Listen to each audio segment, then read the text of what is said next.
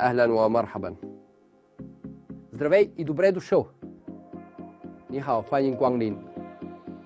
Hej og velkommen. Hallo en welkom. Hei ja tervetuloa.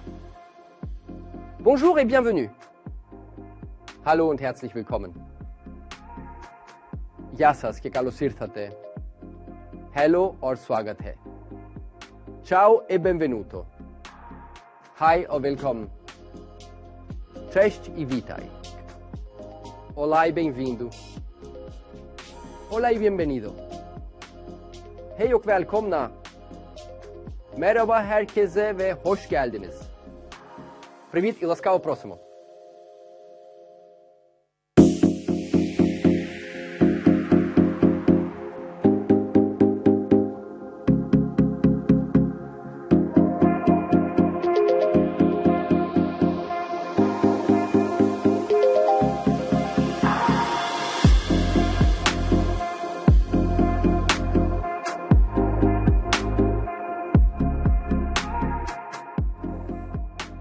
Hello and welcome.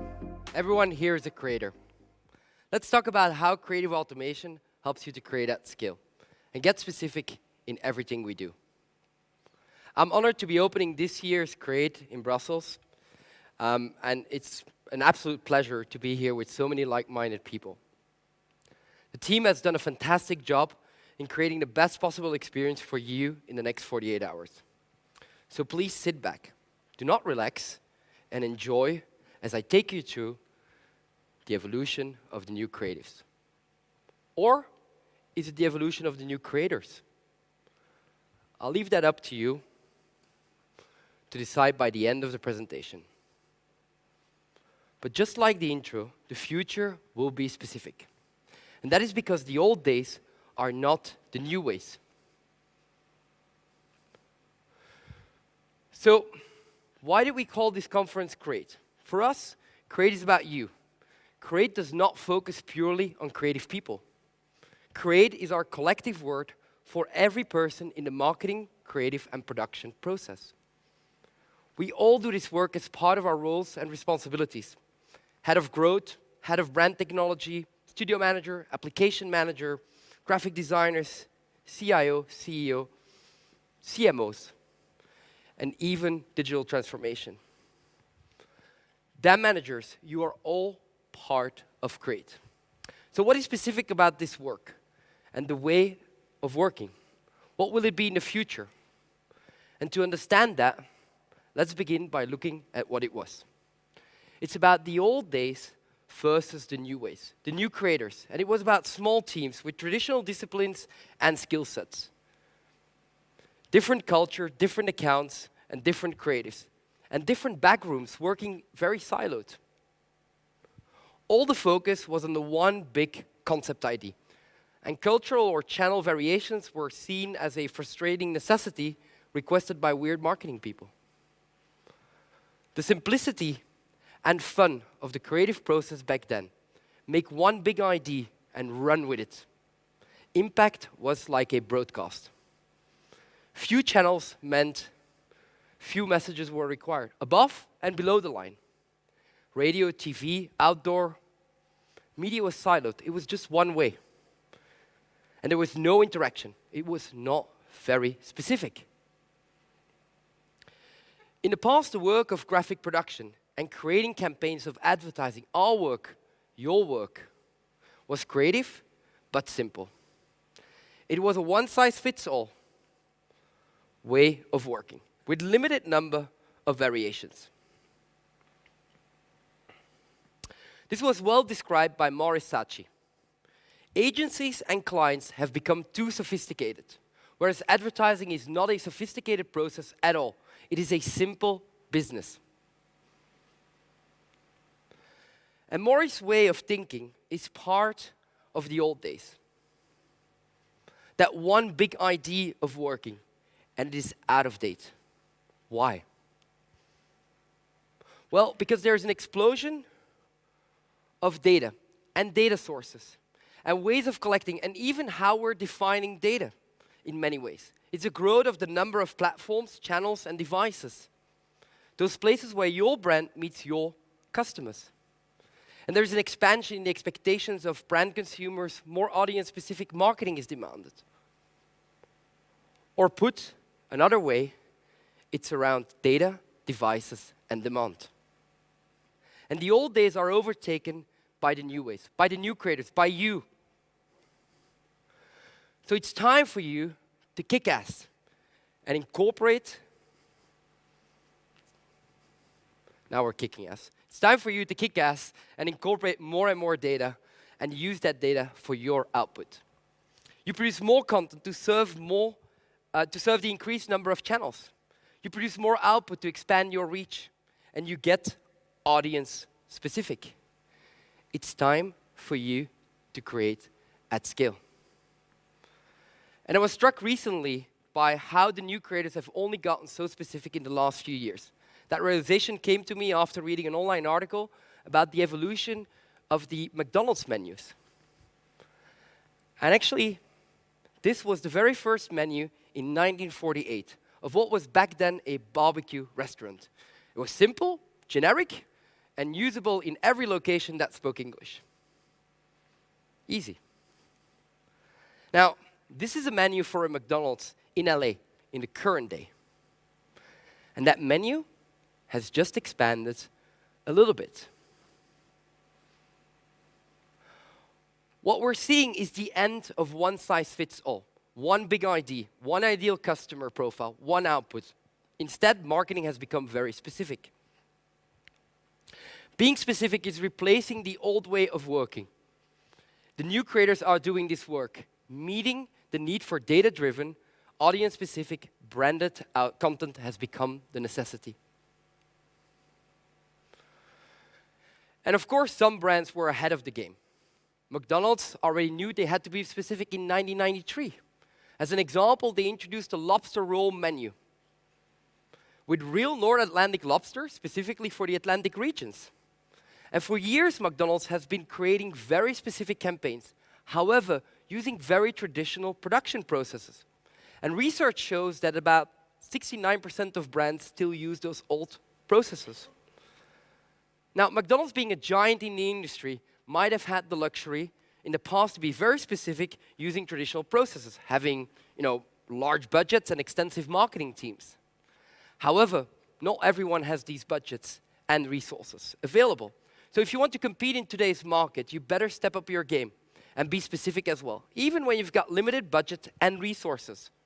So whether you're a large or small agency or brand, it's time for you to rethink how you can approach and reach the same level and be specific. Now, on the left, you see the brief that you get with your in-house design teams or external agencies. On the right, you have your output of what is expected in terms of deliverables. And together, it defines in its most simplistic form a traditional creative production process. Pretty simple, unless you start getting specific. Now, who doesn't know Bosch? A fantastic brand, well known for their power tools. Don't hate them, you'll be using them to do one of my chores faster. That could be a quote of my wife. She likes to get very specific in what she wants me to have done. Now, what you see is the same product. However, Bosch uses very different communication for its consumers, for its customers. One for those who buy in-store, and one for those who buy online. And this is so clever of them, because in-store, I might still need very complex technical explanations before I actually decide to buy the product. Whereas online, I've already made my choice. I mean, I don't need this complex and detailed explanation anymore. I just need you to deliver it. A fantastic use case. And this is only the start for all brands. Things will get even more specific. Using the traditional creative production process, it would take years. It would be extremely expensive to apply this to the entire brand experience product by product. So what happened is that the brief has expanded massively due to more specific marketing campaigns based on more data. Campaigns, devices, and demand. Today's brands struggle to deliver meaningful experiences and keep costs under control using traditional processes. The old ways are not fast enough to get the content out when it matters. They are not focused enough to be appealing to the right audience. The teams do not have the capacity for the volume of work required. The complexity is just too high. It's not at scale. The traditional process becomes the bottleneck, your bottleneck. And the Bosch example, to be honest, does not explain the true level of complexity. McDonald's over the years has shown us how complex the creative production process has become. And as always, McDonald's is really loving it. To be very specific. So for the next few minutes, let's all become Mac experts.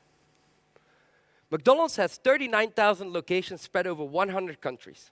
And these locations, each have very specific needs, such as languages, cultures, and countries. And who here likes to eat fish? Or who still orders a filet of fish? Or how about a double filet of fish, so popular in Singapore that they introduced it for a limited amount of time? Or how about the fish McBites? I've never tasted them, and I don't think they're available in Belgium at all. But this shows the ability of McDonald's to understand the personal preferences of their audience. Great for the consumer, but a complete nightmare for McDonald's marketing and agency teams. So how do you efficiently organize production if literally every location has different products, different pricing, different language, on and on and on? The Big Mac is one of the most successful product names ever. In 2008, McDonald's decided to start removing all artificial preservatives, flavors, and coloring. Today, it's available in many sizes and, depending on its popularity, in different locations. And iconic brands have always been created using traditional production processes. And for each relaunch, however minor, they often had to restart the entire production process all over again, despite requiring only minor adaptations. So some people wanted to reduce their calorie intake and introduce more lean meat in the chicken McNuggets, for example. And even that was not enough. In recent years, McDonald's got into the never-ending healthy food market, resulting in the Real Life Choices campaign.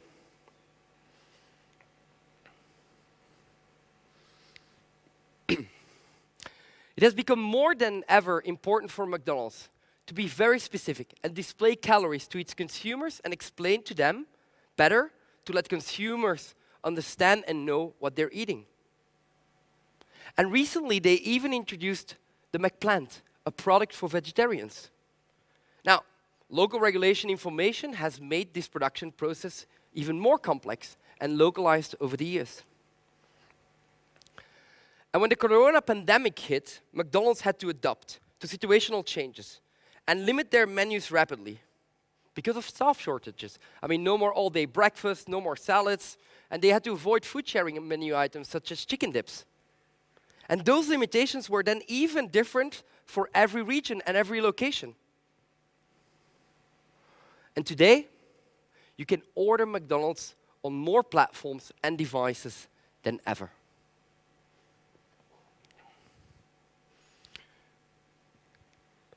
So it's clear, the traditional creative production process is under pressure. On your left, you see the expansion of the brief. It has evolved from a one-size-fits-all to more specific brand constraints, just like training a data model. I mean, we've got data. What do I know about my buyer? What do I know about my products? Do I know it in every language? What do I know about the buyer demographics? What about behavioral data? What about product data? What about the unique selling points? Requirements such as regulatory requirements, legal considerations and liability, food preferences, brand guidelines, concept guidelines, they're all there. And then variables such as languages, regions, even religion, culture. Is the product even available? Is it even in inventory? With so much information and complexity, teams do an incomplete job, or they need a team the size of a McDonald's. And at the same time as the brief has grown, on your right you see the expansion of your output requirements. I mean, it's about more channels, touch points, and customer-specific content, all driven by a never-ending brief. In the middle, we see the inability to meet all the specific requirements, causing a bottleneck. So for me, it's clear we need to rethink the creative production process. And the next revolution is not coming from a design tool that allows you to design faster with more people and cut out the middleman. No, it's coming from tools that allow you to create at scale and completely change the process. Creative automation is a technology that can do mundane creative production tasks for you. It gives you increased production bandwidth to match all the new output requirements and speeds up the translation of the brief. It allows you to work iteratively, delivering a continuous output for better brand experience. And the people who leverage this are the new creators. This is the work of everyone in this room. And there are two further insights that I'd like to share with you to shed some light on the work of the new creators. The first insight is that creative production today requires more skilled teams. Technology is increasing, not reducing the need for different skill sets in the team. And it actually requires the need for more team players. The new creators are anyone from a developer to a creative, to a CMO, to a CEO, even somebody using that end user template. Embracing the evolution of the new creators makes teams stronger, more inclusive. Everyone is involved. You will be involved. Creative intelligence now includes people and technology. And I'd like to draw some parallels with Tiago Forte and his second brain theory. That's Tiago Forte, for those who didn't know. My message to you is that you need a second brain. A second brain is a personal system for knowledge management. What is knowledge management? It's note-taking. It's saving little bits of material and content and information from both your physical environment, but more importantly, your digital environment, to cultivate and retrieve and review it over time. But there's something funny I've always noticed about knowledge work, which is we don't have a culture of systematic improvement. If you do any kind of skilled manual trade, you know the skills that you have to acquire to get better. But when it comes to digital knowledge work, it's so abstract, it's so conceptual. Are you really getting better at managing your calendar? Are you getting better at taking notes? Isn't that how we're spending most of our time, most of our days? And yet for most people, I don't think we're getting better at those things at all. Really, what we're looking for is bringing knowledge work down to a process that anyone can understand and therefore improve. Creative intelligence is the ability to see the opportunity in the avalanche of data, devices, and demands. And to execute on this, the new creators are shifting from manual production to supervision, guidance, and setting the creative direction. They are creating a second brain. Technology, including artificial intelligence, is used to create new possibilities and improve processes. In summary, teams are more diverse, have deeper skill sets, and are using technology intelligently to invent new audience-specific output and outcomes. But why are the new creators better suited to the new ways? Well, that's because of their way of working. Embracing creative automation, technology enables them to create at scale.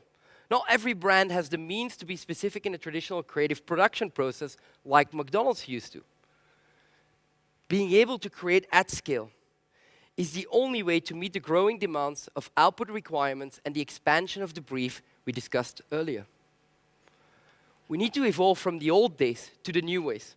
Creative production process must evolve to providing continuous delivery that compounds every day. And it is not project-driven, it is not output-driven, it is not channel-driven, it is not campaign-driven. The process is not monolithic. The best comparison I have is with software development. You can no longer meet market needs while creating a waterfall approach. Continuous, iterative work is the approach best suited to the new reality. And it's an iterative, continuous process that continuously improves its brand output. You should never stop feeding your second brain. And to achieve this requires the roles of every one of you in this room. When you do this, you achieve true scale, which leads to more brand enablement. And no ID, no brief is too complicated anymore. It's just a matter of fine-tuning the engine by providing it additional briefing. There are no ideas too big for execution and delivery. No great ideas too costly to create. The best possible brand experience is continuously available. Create is our maximum for delivering brand enablement and experience using the power of human creativity and technology together. And don't get me wrong, 99% of the brands do not have the resources of McDonald's. But if you adjust your processes and use creative intelligence, you can easily compete. To be audience-specific, you need to be always on and precise. So are you ready to get specific at the same scale as McDonald's? Anyone can now deliver a brand that is specific and always on.